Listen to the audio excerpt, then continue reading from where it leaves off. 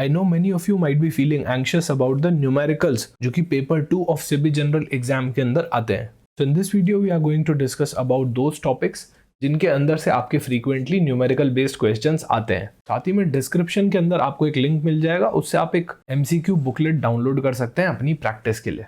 तो hello everyone, welcome to iExamB. I am Prateek Taldar, your accounts faculty at iExamB. Numericals के बारे में पहले डिस्कशन करने से पहले आपको एक डिस्ट्रीब्यूशन ऑफ क्वेश्चंस बताना चाहूँगा. तो पेपर 2 के अंदर आपके अराउंड 15 MCQs आते हैं और पेपर 2 के अंदर 6 सब्जेक्ट्स होते हैं. तो on an average her subject में से अप्रोक्स 8 क्वेश्चंस आ सकते हैं. पास्ट का अगर हम डिस्ट्रीब्यूशन देखें तो फेज 1 के अंदर आपके फाइनेंस से 15, कॉमर्स एंड अकाउंट से 7, कॉस्टिंग से 3, कंपनीज एक्ट से 2. फिर उसके बाद फेज 2 के अंदर एक बढ़िया वेटेज मेंटेन किया गया था, कॉस्टिंग से 8, फाइनेंस से 10, कॉमर्स एंड अकाउंट से 8, राइट. तो ऑन एन एवरेज आपके 8 क्वेश्चन हम मान के चलते हैं. हालांकि ऐसा कोई फिक्स नहीं है कि 8 ही आएंगे, कभी कभी 15 भी आ जाते हैं किसी एक ही सब्जेक्ट में से, कभी कभी कम भी आते हैं. 2022 के अंदर भी एक वेटेज मेंटेन हुआ था जहाँ पे कॉमर्स एंड अकाउंटेंसी के अंदर आपके 9 क्वेश्चंस आए थे, फाइनेंस के 10, कॉस्टिंग के 9. तो अब न्यूमेरिकल्स कितने आएंगे टोटली डिपेंड करेगा कि आपके commerce and accountancy, finance, economics, costing, इनके अंदर से कितने क्वेश्चन आ रहे हैं. मान लो अगर कॉस्टिंग में और कॉमर्स के अकाउंट्स के अंदर आपके ज़्यादा क्वेश्चन आ रहे हैं तो ऑब्वियसली आपके न्यूमेरिकल्स ज़्यादा आने का चांस बढ़ जाता है. बात करें प्रीवियस डेटा की न्यूमेरिकल के, तो 2020 के अंदर फेज 1 के अंदर सिर्फ 2 न्यूमेरिकल आए थे, फेज 2 के अंदर 9 न्यूमेरिकल क्वेश्चंस थे. वैसे ही 2022 के अंदर फेज 1 में सिर्फ 1 न्यूमेरिकल क्वेश्चन था और फेज 2 के अंदर 11 न्यूमेरिकल क्वेश्चंस थे. कंसिडरिंग द वेटेज, न्यूमेरिकल्स को आप अवॉइड नहीं कर सकते. फेज 1 के अंदर हालांकि अभी तक कम न्यूमेरिकल है, पर ऐसा कोई कंपल्शन नहीं है कि फेज 1 के अंदर हमेशा कम ही आएंगे. तो आपको both conceptually as well as practically दोनों तरीके से यहाँ पे पढ़ना चाहिए. फ्रीक्वेंटली अभी तक जिनमें से न्यूमेरिकल्स पूछे गए हैं वो टॉपिक्स हैं जैसे रेशियो एनालिसिस आपका कॉमर्स एंड अकाउंट्स में, इन्वेंट्रीज जो कि आ जाता है आपका AS2 के अंदर, डेप्रिसिएशन जो पहले AS6 हुआ करता था आजकल AS10 के अंदर मर्ज हो चुका है, प्रॉपर्टी प्लांट एंड इक्विपमेंट. सीधा डेप्रिसिएशन कैलकुलेशन पे भी आपके क्वेश्चंस यहाँ पे आ सकते हैं. फॉरेक्स जो कि एक आपका मिक्स टॉपिक है फाइनेंस और इकोनॉमिक्स का. फिर यहाँ आता है break even and marginal costing. ये काफी एक इंपॉर्टेंट टॉपिक है, हर कॉम्पिटिटिव एग्जाम के अंदर इसके अंदर से क्वेश्चन जरूर आता है. Then we are having unit costing. अच्छा, यूनिट कॉस्टिंग में कॉस्ट शीट का फॉर्मेट होता है, उस फॉर्मेट के अंदर से काफी सारे क्वेश्चंस बन जाते हैं. तो ये कुछ टॉपिक्स है जिनके अंदर से पास्ट में बहुत सारे क्वेश्चंस आए हुए हैं न्यूमेरिकल बेस्ड. इनको तो आपको करना ही है. इसके अलावा भी मैं आपको काफी सारे टॉपिक्स आज वीडियो में बताने वाला हूँ जिनमें से आपके न्यूमेरिकल क्वेश्चंस आ सकते हैं. कॉमर्स एंड अकाउंटेंसी की बात करें तो पहला वाला जो टॉपिक है आपका बिल्कुल कॉन्सेप्ट बेस्ड टॉपिक है. यहाँ पे आप अकाउंटिंग इक्वेशन से रिलेटेड क्वेश्चन एक्सपेक्ट कर सकते हैं अगर न्यूमेरिकल आता है तो, या फिर थोड़ी आपको बेसिक कैलकुलेशंस यहाँ पे देखने को मिल सकती है.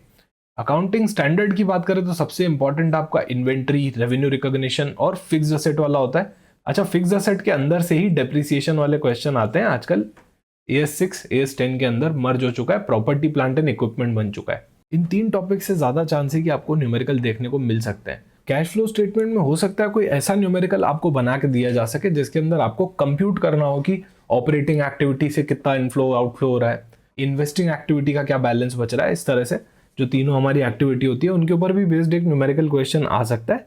अगर आपके कॉन्सेप्ट इसमें क्लियर होंगे तो डेफिनेटली वो आपके लिए बहुत ईजी हो जाएगा. Then we are having financial statement analysis, ratio analysis. ये वाला टॉपिक आपके लिए न्यूमेरिकल के लिए सबसे इंपॉर्टेंट हो जाएगा. फिर आता है बोनस इशू, राइट इशू. तो यहाँ पे राइट शेयर्स के अंदर से आपसे कम right value, X right value या फिर वैल्यू ऑफ राइट, उस पे बेस्ड न्यूमेरिकल आ सकते हैं. और फिर preparation and presentation of company final accounts, इसमें भी आपका क्लासिफिकेशन रिलेटेड एक न्यूमेरिकल आ सकता है. कॉस्टिंग की अगर हम बात करें तो ये जो फर्स्ट वाला टॉपिक है तो बिल्कुल आपका थ्योरी टॉपिक है.